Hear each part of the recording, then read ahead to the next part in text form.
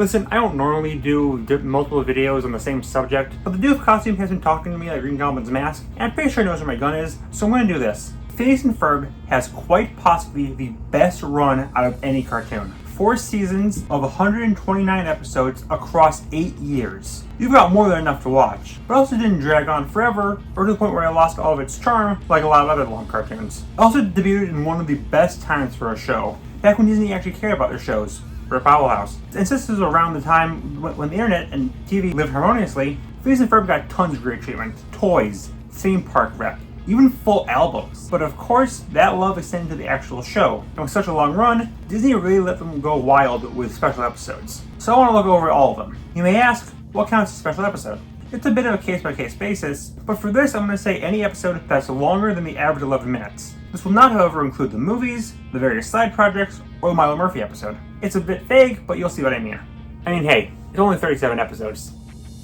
Wait, how many? We get our first special episode only 21 episodes in, with It's About Time. It feels inevitable they'll eventually get to time travel in the show, with it being one of the most well-known tropes to mankind.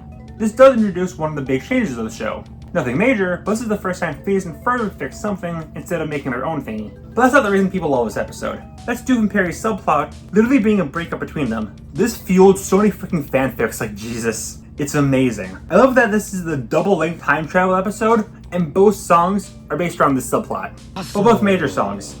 Excluding this thing that's haunted my brain ever since I saw it.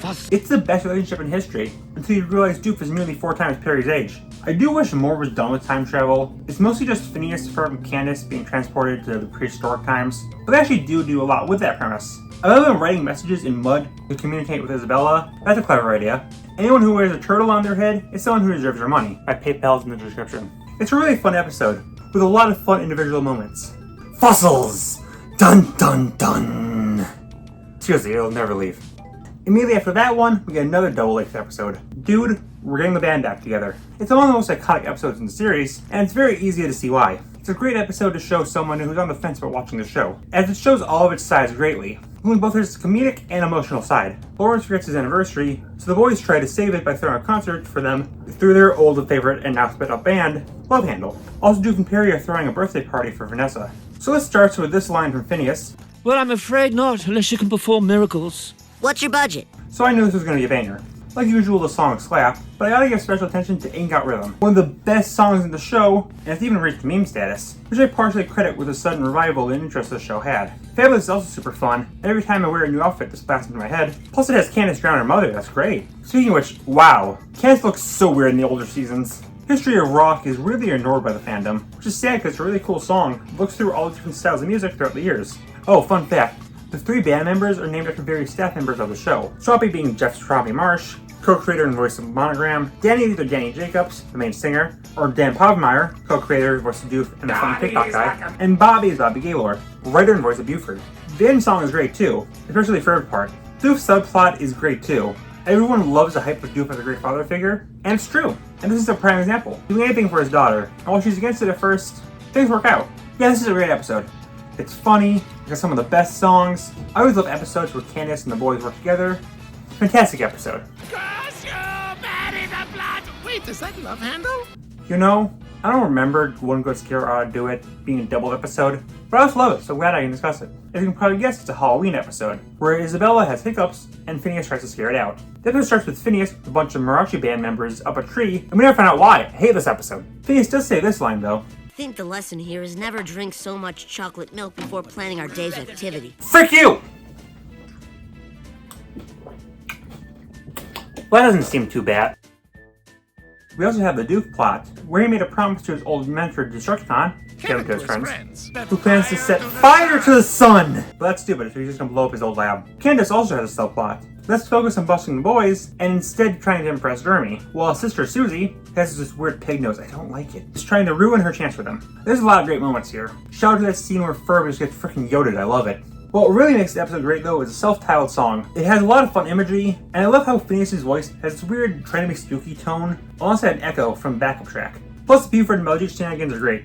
Also the first of many, many Scooby-Doo gags. Nothing manages to scare Isabella though, until the end where Phineas nearly dies, because that's the one thing he cares about most.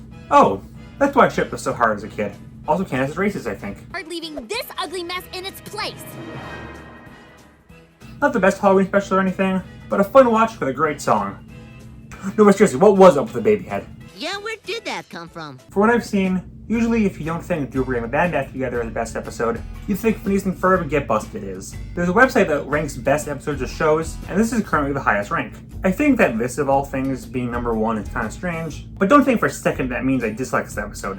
It's quite fantastic. As the title implies, the boys finally get busted, leading to them being sent to a reformatory. Eventually, Candace realizes that she misses the boys and tries to bust them out. This is arguably the darkest episode of the show, with its only main competitor being one I'll get to later. Save your SpongeBob roller coaster images though, because this is still a PNF episode. It still has a ton of funny scenes, great songs, and Luigi! Would you stop already with the horses? My thoughts when browsing the internet in 2012. The drill sergeant who runs the reformatory is a fun antagonist. He's a good mix of being a genuine threat and a silly. He's also voiced by Clancy Brown, who allowed strangers to voiceover. I assume he was cast for this due to his role in Shawshank being similar. He's definitely worse here though, because while in that film he may abuse and murder inmates, that's nowhere near as bad as saying no to Ferris wheel beds. The good news though is that he does say trans rights. Hey, aren't you a little female to be Morty Williams? Well, you know what they say. The camera adds masculinity. Great, well come on in, Morty. But eventually, Candace breaks him out. And oops, it's a dream. Also zebra. But double plot twist, this is Perry's dream. Oh yeah, Perry is a character that exists. So that's what makes this episode weird. I'm a little shocked that the most popular episode barely features Doof and Perry. Perry has a presence thanks to the double twist, but Doof has like 10 seconds of screen time despite being the most popular character. Just think that's interesting. The twist is nice. I always love when it's shown the Perry cares for the family, but it does feel out of nowhere for a Candace-focused episode. I heard a rumor this was planned to be the final episode in case the show did bad. As you can tell from the length of this video, it did pretty fine. But that explains some stuff. The twist does lead me to ask if this stuff is canon though. Like, it's a little weird that Lawrence never tells Linda about the stuff the boys do, since he's a part of a lot of it. Also, the boys actually on city council, this is important. Season 2 kicked off with the Lake Nose Monster.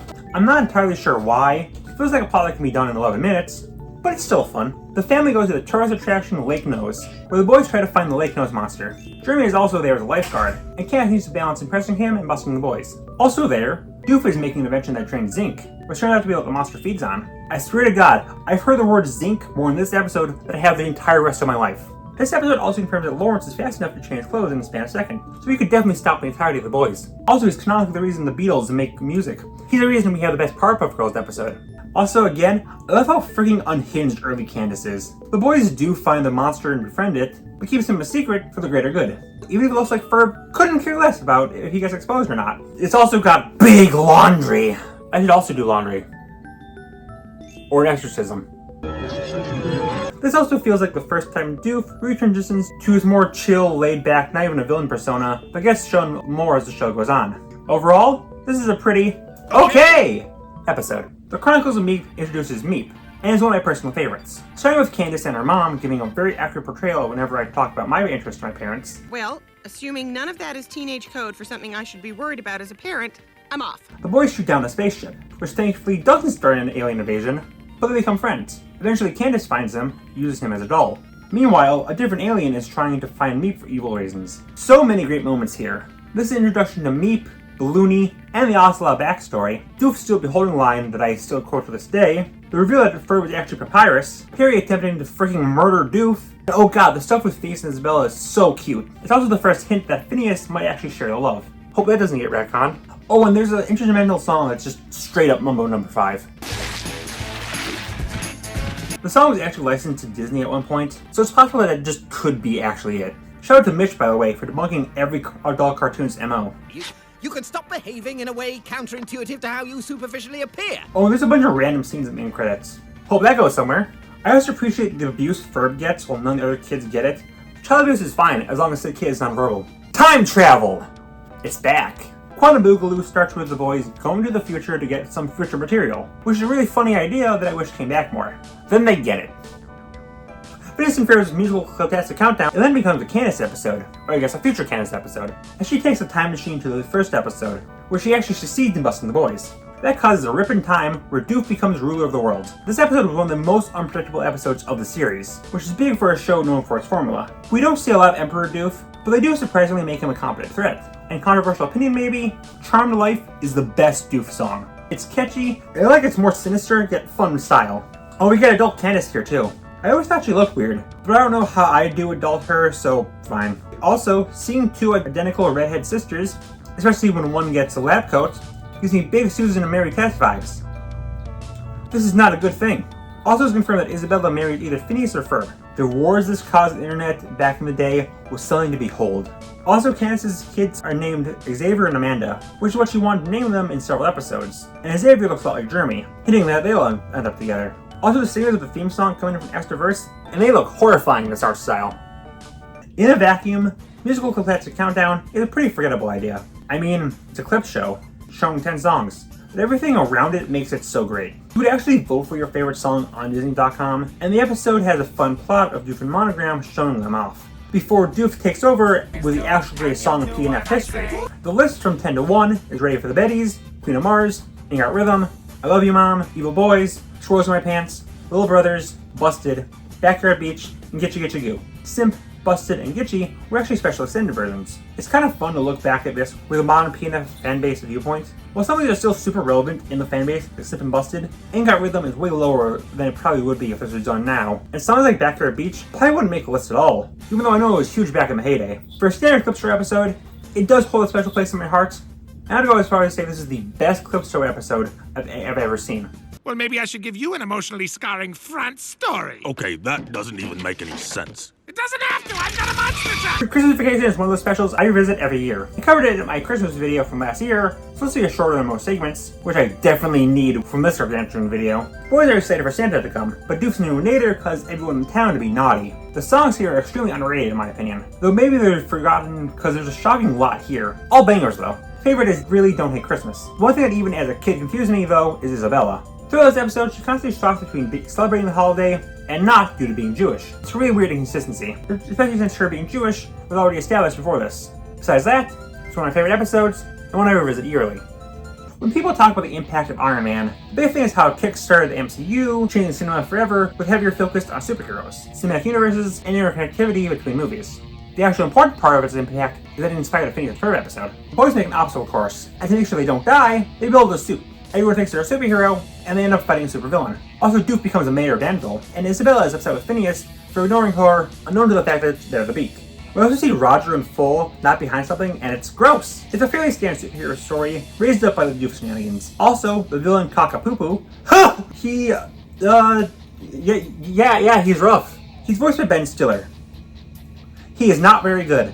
Listen, I love Ben Stiller, but it genuinely feels like they used every first take of his. He has voiceover experience, since this came after the first two Madagascar films, but it's so bad. Probably one of the weaker episodes here, but still a really fun one, with good songs and moments for most of the characters.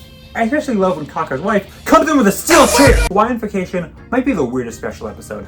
I mean, it's just the family going to Hawaii, but despite being listed as a double episode, both parts have separate plots. First part about the boys mutating sea monkeys, and Doof making a time machine that devolves people, with the second being about Candace having a tiki that she thinks grants good luck. Doof and Perry return to Monkey, it's great. Oh, and the hotel manager is voiced by Phil Lewis, aka Mr. Mosby from Jack and Cody. Kimmy went wild and pieces together. They have the hotel manager from show 1 as the same thing in show 2? This is the big up crossovers! Frick you, Smash Brothers! Seriously, where did Phineas get a tiki head that looks like himself? Strange that my underwear and socks evolved with me. I agree. Show us that Doofussy. I'm going to devolve myself. Really, the second part is just about putting Candace through the most misery possible. I love people with worse luck than I do. There's also Agent W in this episode, and he looks something like he did in a previous episode. Stop breaking the law! Yeah, this is a weird episode to make a special one, but it's fun. Stripe out. Peace. You know, besides the other 20 I have here.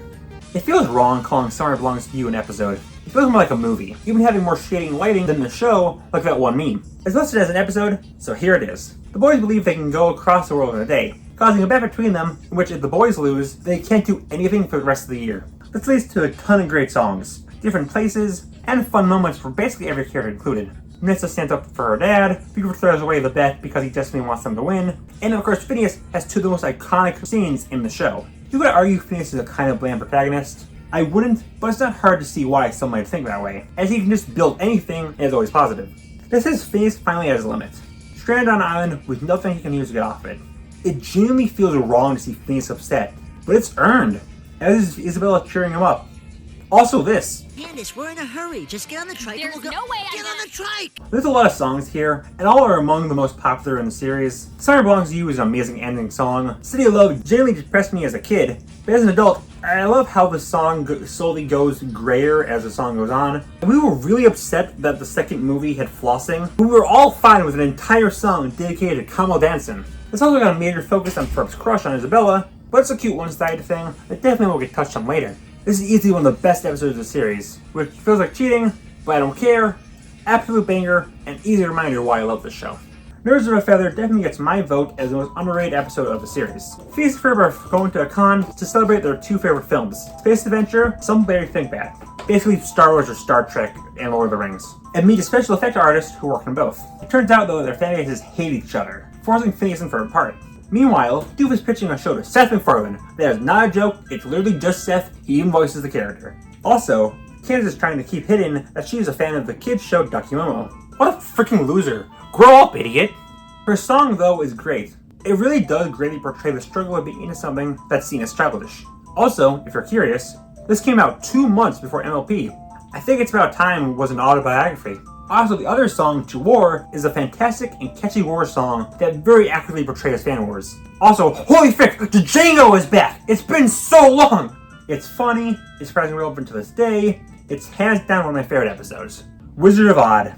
Take a wild guess what this episode is a parody of. It's Ninja Turtles. Yeah, this is a standard Oz parody. It's got more great songs though, broken record I know, and some really fun scenes with the boys interrupting. And also like genuine child murder. Good episode. I have like 30 of these guys, give me a break. Well, at least it was short. Well, Phineas and Ferb is praised for having at least one song per episode. That's not actually true, as there are 6 episodes without them. One of them being the first episode. That's not the only weird thing going on in the pilot. Phineas is more snarky and rude, Doof's invention isn't a nader, and this was before Boyfriend and Baljeet were part of the main cast. So it makes sense to remake it. There's a 22-minute episode with songs. Since it's the exact same plot with a few additional lines referencing how familiar this is, it makes sense to focus on the songs. Hey Ferb is a fun starter that builds on one of the bigger catchphrases in the show, and I love all the musical references. I don't get the complaints, guys. Cats look great. What You Do When is a cute song. You're Going Down is one of the few times Jenny does anything, so that's cool. Mom Look is a song that I'm surprised didn't happen before, with a ton of nods to old episodes. Little Young is great. I love they decided to give this random background character a full song. Back and Gibble Stump gives us Doof in a crop top. Peter's reaction says it all. Roller Coaster kind of feels like filler, but it does make sense to have a song with the actual invention. Monogram Song is the best one, and Carpe Diem is a great end song that has almost every character in the show, including dead, alternate dimensional, and imaginary ones, all together. No Norm or Susie though, or Steve the Chameleon, which always angered me, but again, this much effort is admirable. Yeah, it's just the first episode again, but the songs do add a lot to the point where I prefer this to the original. Birthday Clip-O-Rama is what you think it's going to be. It's Phineas' birthday, so his friends trying to clip show of all his best moments. This is all thanks to Irving breaking so many laws. This kid should really be in jail. Also, Isabella has some serious squirrels in her pants. We'll be together forever, Isabella. There's some fun moments here, but it's just a clip show episode. Not much to say. Besides the best song in the show. My Fair Goldie is about Ferb's cousins from England coming over, and they all look like Minecraft YouTubers. Derogatory. They doubt his business, so the boys challenged him to a game of soccer. No, we're not starting a football-soccer debate. I'd rather debate politics. But Ferb doesn't want to due to being cursed. The best curse of all time to be fair, but a curse nonetheless. Meanwhile, Doof is sick, but he and Perry still try to do their normal routine, and Candace tries to learn from her step-cousin how to be more proper. I forgot the song Triple X7 was before Hockey Z9. Both songs are more or less about the same thing, but the hockey version sounds so much better despite coming after. So while it's maybe one of the weaker episodes here, again, I still like it. It's just not as grand as other specials. Nostrils on the Bus though is a banger though. Every time the bus driver turns around to sing, I just freaking die. Wait, what? Oh my god, this is halfway point. Kill me! So there's a lot of marathons with Phineas and Ferb. Mostly just filming old episodes into a marathon. There are 2 notable ones. The first was Spot the Diff, where old episodes had a ton of different edits to them. But they're still the same episodes, so I won't cover it. The other is Time Shift, which boasted 4 brand new episodes with the characters in different time periods. One of which was 22 minutes. The rest were 11. I'm gonna cover them all though, because it'd be kind of weird if I didn't. Tri-Stone area would suck if it wasn't for the really fun interruptions with Dan and Swampy trying to reason their way through writing the episode. Without them, this would be just 11 straight minutes of random incoherent noises. There's definitely some creativity here. It also is canon, I think, because the caveman they thought out in an earlier episode is here. The lore is immaculate, but it's just okay. Doof Dynasty, gotta hate that name, takes place in ancient China, where Doofus Khan kidnaps Princess Isabella, and the boys have to save her. This definitely works better than Tri-Stone. The music and backgrounds really help invoke the ancient Chinese feel, and Way of the Platypus is way too epic of a song. Escala and Ferb is a double episode. Medieval times this time, with Dragon Perry. It's quite epic. This also has a setup, that being that this is a story Carl is telling in Monogram. This may be my favorite of the bunch, and the longest. I don't have much to say about it. This does confirm the Doofus scared squids though. I am not afraid of anything. Except, unicorn and squid. I am suing for racism. The final is Temple of Juxtadoon, which is just kind of Indiana Jones parody. They didn't make Doof Nazi, but I promise you that I crossed your minds at some point. But hey, this episode is definitely better than, is it your least favorite Indiana Jones film here? Yeah, it's fun. I like the choice with Isabella, and Don't Look Down is an absolute earworm. Also Twerking Perry. Not super special episodes, but a cool gimmick with some high moments. Meetless in Seattle is my favorite episode of the show. Watch this video for further explanation. I didn't wait 5 months for that collector costume for you not to. I have no shame. Whereas Perry implies that Buford eats human brains. Yeah, like for dinner. A little bit of garlic, a little bit of butter. Brains are delicious. Good episode. The main gang goes to Africa, but Perry needs to stay behind since Doof is doing something evil. That leads eventually to Carl becoming evil. Naturally, evil Carl really seems to split the fan base. Some think he's a fun one-off villain, other thinks he's stupid. I think he's fun with the whole gimmick of being cartoonishly evil. I have very strong opinions on this though. I'm Sans Perry. This episode has a subplot of Candace obsessing over her phone, which reminds me of flip phone sort of thing. This show is like 99% timeless, and then there's that. I'm glad we were able to expose the evils of unpaid internships though. I do like the bits of Africa we see. They take advantage of it at points, like the whole wide variety of animals and locations we see. I love Sonic CD. The ending definitely makes it worth in the end, but I can see why people don't bring the special up as often. Oh boy, it's time for another Clip Show episode. Seriously, why do we need so many? There's not some deep lore in this show. It's got the same plot for 9% of the series. We don't need this many. This time it's about Doof, with a machine he made going over his entire life story. So many of the jokes here are just direct lifts from old episodes. We did get Doof's mom apparently swearing though, so that's cool. When she says Habengusher like that, it's easy to forget that it means It's your mother! There's not even a subplot with the boys or Candace. It's almost exclusively this. More Norm is great. I do like the resolution with Perry showing his good memories. MILF Ocelot is here, but it's a pretty forgettable episode. Season 4 is the final season of the show, and it has a gimmick of having a lot of special episodes. It's the show's way of staying fresh, as it constantly lampshades how long it's been going on. I've noticed that people don't really seem to talk about most of these though, and I assume that's because most people kind of grew out of the show around this time, which is sad, since there's a lot of good episodes here. The episode that starts us off is Sidetracked. They put all their budget into the opening chase, like wow. Anyways, Doof is on a train that's split between America and Canada, so Perry has to work with someone from the Canadian branch of Aqua. Then the agents steal Doof's fries. Those monsters! Kill him, Doof! Front-facing Doof will hurt you. Also, second episode in a row where they only focus on the Doof and Perry plot. I know it's the most popular part of the show, but if 11 mid-episodes to balance Phineas and Ferb, Candace and Doof and Perry, why can't double episodes? Also, holy frick, it's Kevin McDonald! What is this? A cartoon in the mid-2000s to early 2010s that needs an easy guess? This is a fun episode, but there's better. Just give us all 3 parts of the series. That would have been cool. It might have been more exciting. You heard of front-facing Phineas and Doof, but are you prepared for front-facing Perry? After catching Monogram venting, Perry goes to where Doof is hiding, only to find out he's hired an assassin. Meanwhile, Vegeta is having trouble making decisions, so the boys make an invention that leads to him seeing both choices. The assassin is the main focus here. He starts as a shockingly dark character, but I do love the twist that he just lied about his credentials. It's funny. Also, this is the first time I acknowledge, oh yeah, platypi.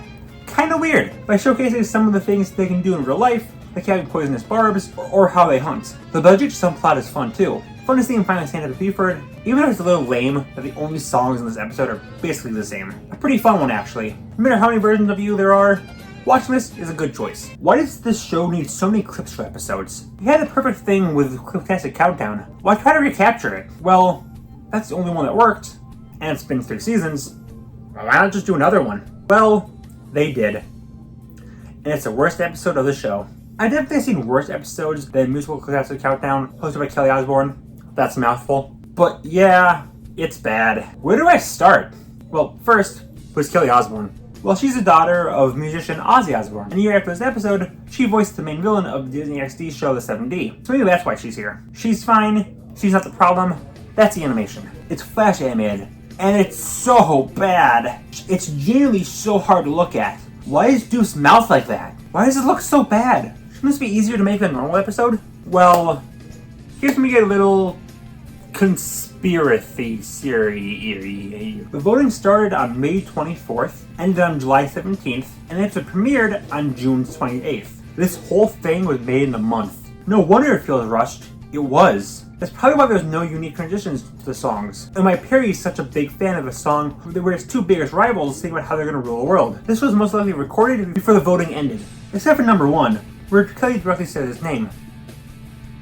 Was this rigged? I can't rule it out.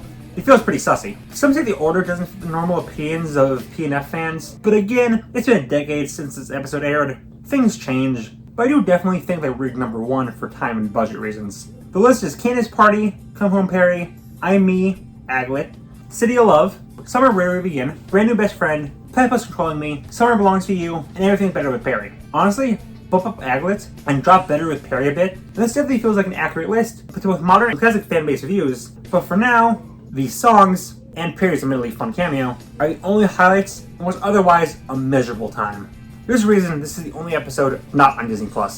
Disney's purchase of Marvel shook up a lot of things, but the most important thing is it means that Ferb can not only beat up a Nazi. Doof's newest invader accidentally drains the powers of Iron Man, Spider-Man, Hulk, and Thor, leading them to ask the boys for help. Meanwhile, Red Skull, MODOK, Whiplash, and Venom go to Doof, and hope to find something to help him finish the Avengers once and for all. I'm sorry, but we're not allowed to accept unsolicited material. Yeah, Drake Bell doesn't take unsolicited material.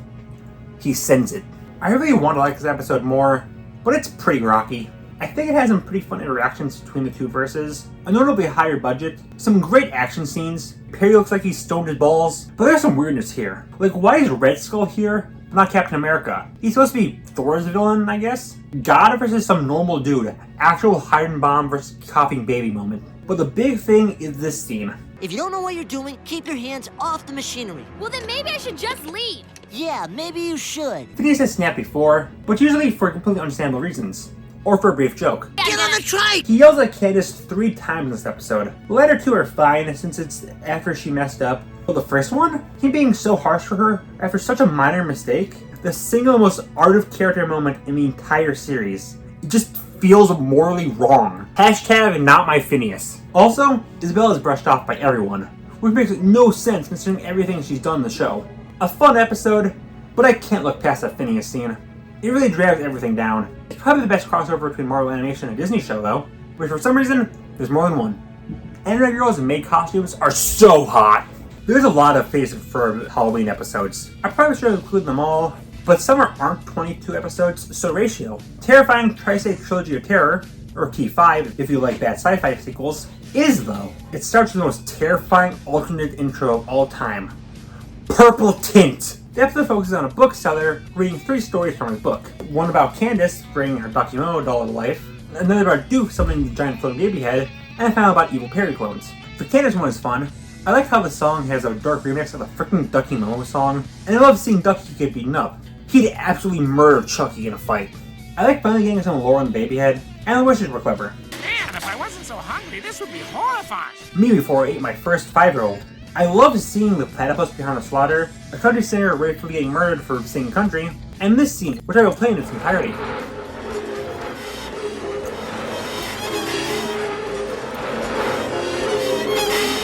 A pretty great trio of stories. I have absolutely no idea why Save Summer is so overlooked by the fandom. One of the greatest episodes of the show. It's not the finale, but it could have been. The kids are celebrating how awesome summer is, which means we must ruin it, with Love Muffin freezing the earth. And they have to save Earth and Summer. Also, Candace is trying to overcome her fear of spiders, which is treated as something that's just a well-known part of her character, but this is literally the first time it's mentioned. However, my arachnophobia is well known, so I do not like this part of the episode, since it shows spiders. I do love Love Muffin showing itself as genuinely menacing though. There's a fight between them and Oka, and it's like solely these 50-year-olds beating up animals. Also, thanks to this episode, we have my favorite Phineas and Ferb character, Obama. Oh, and I always appreciate this line. This must be a special episode. He's yelling at his sister again. Also Crackhead Monogram. Back in Summer Belongs to You, there's a one-off gag of Klimpaloon, a magic old-time bathing suit that lives in the Himalayas. Clearly that deserves a full episode. Love Handle is nominated for Best Fact-Based Song, a la Klimpaloon. No, I will not say his full name every time, but his existence is called into question, so the kids search him out. Meanwhile, Doof made a spray that makes people warthogs. I assumed he was commissioned by Seth Rogen. The main villain here, Mr. Random, is pretty fun. I like his song, even if it's not even 30 seconds long. You'd think they'd be able to have longer songs in a double-length episode, but whatever. His plan is surprisingly messed up. He's a swimsuit salesman, but instead of making up new ideas, he decides to bring back old swimsuits. So that's easier than being original. He does this by mutating and torturing bathing suits. An easy buck is more important than ingenuity. Why rely on inspiration when the old stuff is tried and true? So did you hear that they're rebooting this show? This episode isn't super special, but it's still a fun watch. That's a lie, by the way. This is the worst episode of the show, since they reference Leroy Jenkins. You fed Redstone! I talk about the Star Wars crossover in my video on every Star Wars cartoon. It's one of my favorite videos, so watch that. Again, no shame. Phineas and Ferb was by far Disney's best performing show, but they were unsure on if they should give it a season 5. To test this, they allowed them to do 5 big specials to see if it was a big draw, with a secondary effect to end the show if it wasn't, with the first being Night of the Living Pharmacists. The episode starts off with this really cool looking 3D view of the house, like dang, that's really cool. The more important part is that Isabella is trying to tell Phineas about her crush, only to be interrupted. Also, Nessa's having a film night with her friends, alongside Candace. The big thing is that Doof made an animator to make someone the most disgusting, revolting thing of all time. For some reason, it massively backfired, and instead makes them into clones of himself. But that's not the big problem, as they act like a zombie parasite, where if a Doof clone touches you, you become a mindless pharmacist too. This is a super fun episode. They do not pull their punches. It's genuinely pretty disturbing, and does mostly treat itself as a genuine zombie apocalypse. Just, with Doof clones. Like seriously, the scene with Perry transforming freaks me up even as an adult. Perry's one of those characters who feels wrong to see them at a disadvantage. So seeing this, don't do this to me. We also have a lot of fun cameos. Sean and Ed from Shaun of the Dead appear with their original actors. Heck, they even got the creator of the modern zombie, John Romero, to cameo. Also, when I put together the Doof's only phrase, lots of me, sounds like the zombie, bro, I exploded. Still, even for one of the darker episodes, it's still pretty funny. Lots of me. I used to be Carl. Bro, they even got the floating baby head, those monsters! Also, some more really great Finabella stuff here too. I watch this every Halloween, and I highly recommend you do too. Across the Second Dimension is such a great film.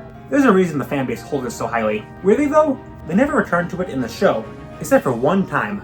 Tales from the Resistance: Return to the Second Dimension. That's a super funky title. The basic plot is that after the film, the Second Dimension counterparts try to return to normal, but slowly, a conspiracy forms that Doof may be back. The hang-up is that he's still in jail, but as it turns out, his not-so-ex-wife is the one pulling the strings. Seems good. They kind of freak it up by trying to cram so much in only 22 minutes. This really should have been an hour-long special. The first half of this episode is about the kids finding out sports, complete with a song that's very accurate to my knowledge of it. Is run, the offensive team serves the pom-pom and advances down the field. The defending cyclists race past the tackling dummies and try to get to the scoring position. That said, sports never come back for the rest of the episode. Also, I accept Cyber Platypi, but I draw a line at a dozen kids being able to learn to ride a bike in one day. Now, I do really love the world building here. The grass and everyone's hair is slowly going back. The purple mist is slowly dispersing. The architecture is the same, but without the Doof branding. Some which are thrown out. It's great. The second half, though, is very quickly resolved mystery on who's behind this all. With it being Charlene, who's still married to Doof. They're all just lying to protect her. That happened with my ex, too. We're still together. She still loves me. She still loves me. Oh, and Perry's being crucified. Going back to Charlene, this is a really great episode for her. I love that she looks the exact same as her normal counterpart, and it's the only time she sings in this show. And the song is really great. Really underrated as well.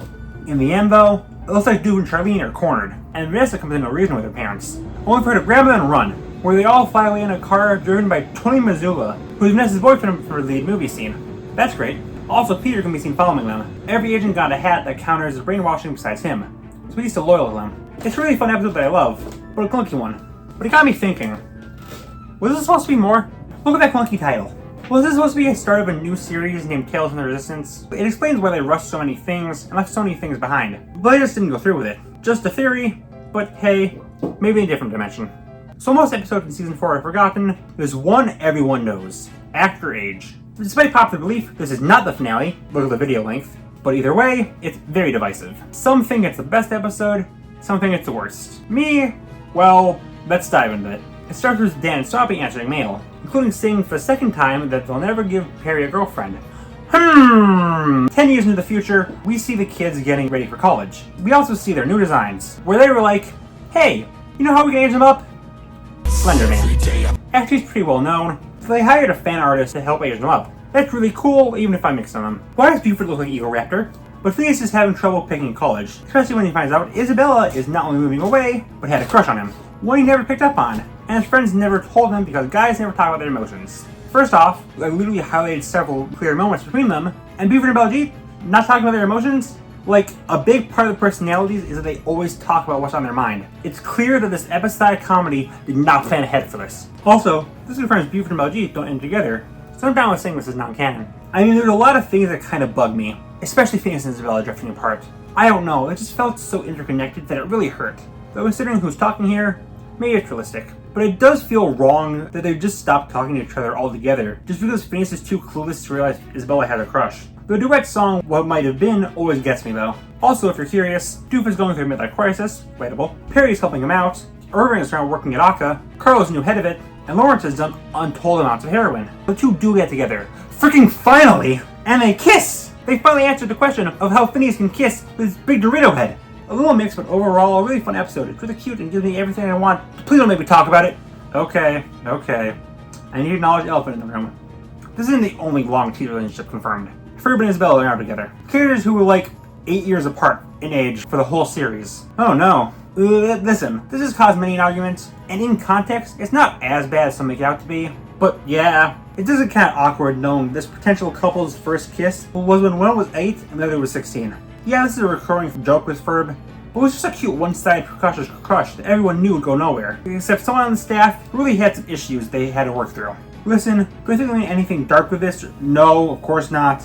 But yeah, I would prefer this not to happen. The reboot is being made solely to go back in time to prevent this from happening. As I said before, Phineas and Ferb was everywhere at its height, but as the years went on, it started losing relevance. A lot happened between 2007 and 2015, so that makes sense. But even after its newfound popularity, I'm shocked no one cares about its finale. Even other shows that lost relevance, when they ended, it was a big deal. Again, Actor Age is usually seen as the finale. Even that episode ranking site I mentioned uses a screenshot from Actor Age to represent the actual finale. Last day of summer.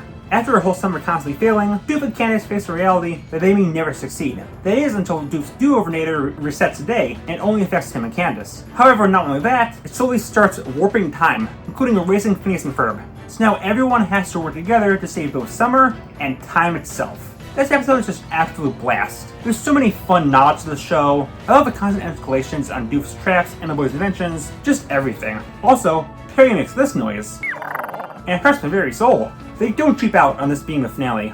Their A game is still used. It's especially great to see the conclusion of Doof's and Candace's arc. Doof finally performing thanks to Vanessa join Aqua, and Candace finally appreciating her brothers and Summer. Also, I want this alarm clock. I know we're gonna do that. Also, the front-facing Vanessa. We finally hit bingo! We also got some great songs. I Love It Tomorrow This Morning, super catchy, and I appreciate the nod to Busted. No One I'd Rather Go With has some very fun Buford moments, but sadly also a bore, bad episode. Then there's the final song, which is kind of two songs, the wiki lists them as one, so I'll combine them. Curtain Call is Emotional Resolution. But before I cry, they transition to Thank You for Coming Along, which highlights several big moments from the show, which will always make me smile. But then I do cry when Curtain Call comes back, and Phineas waves, and God, what a great way to end a wonderful show. Thank you, Phineas Flynn. Thank you. So that was the final episode, but there's still that final special. Disney wanted to keep Dan Swampy in their good graces, presumably deciding this after looking to the future and realizing that Alex Hurst and Dan Terrence would 100% shank Bob Iger with Rusty Spork and wanting to play that with them, and they had them pitch a show after Phineas and Ferb. There were many backdoor pilots: Doof 101, where Doof teaches in Vanessa's class, Fireside Girls, I assume that was just Mighty Bee with Isabella, heck, one episode was literally about bees, and again, most likely Tales from the Distance. But the biggest was Akka Files. Taking place after the final episode, Doof has joined Akka due to counting as an ocelot. The new team, led by Perry, alongside a cat, a macaw, and a hyena, have to go up against a new villain. If you're curious why this got turned down, it's because the way Western animation works is that most shows are carried by easier to animate talking scenes, where the characters just stand and talk, rather than constant action or big movements. It's like how I constantly cut to myself, so it's much easier to edit than actual footage.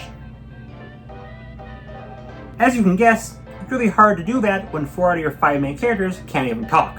As for the episode itself, it's pretty controversial in the fandom. It's geared to a notably younger audience, but it's fine. I hate to end this on such underwhelming notes, but I have no strong feelings on this. It does bring back the Bug Trio, who were in Doof 101, but were notably in the pitch pilot as the fourth plotline, but got axed in the final version, which I think is a good call. They already have enough to juggle with 3 plot lines. We didn't need a 4th. Here, they're, again, just fine. I don't hate them. It helps that they're voiced by J.K. Simmons, Josh Gadsby, and Roots, who I assume have to improv a bit, or they're just naturally funny. Either way, they make these potentially annoying characters bearable. Speaking of bears, Freddy Fazbear. Also, they've changed Agent W again. Garbage episode! I don't regret watching this, but I'm glad we got Milo over it. Overall, I'd say I'm a fan of it though. So, fun fact, when I told my sister I was going to make this video, she said I really need to get a girlfriend. My family is so supportive! So I had to rank all these episodes from best to worst. It will be Musical Classic Countdown hosted by Kelly Osbourne. This is your backstory. Cliporama, Files, Mission Marvel, Actor Age, My Fergoli, The Beak, Tri-Stone Area, Twin Balloon Ultimatum, Temple of Dune, Where's Perry, Sidetracked, Wizard of Odd, Hawaiian Vacation, Musical Classic Countdown, Kyle Perry, Tales in the Resistance, The Lake Nose Monster, Terrifying Christ Trilogy of Terror, Doof Dynasty, Excalibur, It's About Time, Quantum Boogaloo, Save Summer, Last Day of Summer, Longest Scare I Do It, Nay Living Pharmacist, Roller Coaster the Musical, Nerds of a Feather, Star Wars, Get Busted, Summer Belongs to You, Chronicles of Meep, Cringification, Doof Getting the Band Back Together, and finally, Meepless in Seattle. So Doof Suit, am I good? Have I been a good puppet? Yes, you have passed. I'm trying to get your end of the deal now? Yes, all the power of the universe in your hands. Yes! All I ever wanted! All the power! All the power!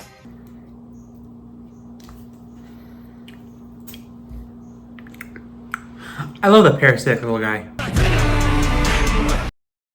Corn dog, yummy, yummy, yummy.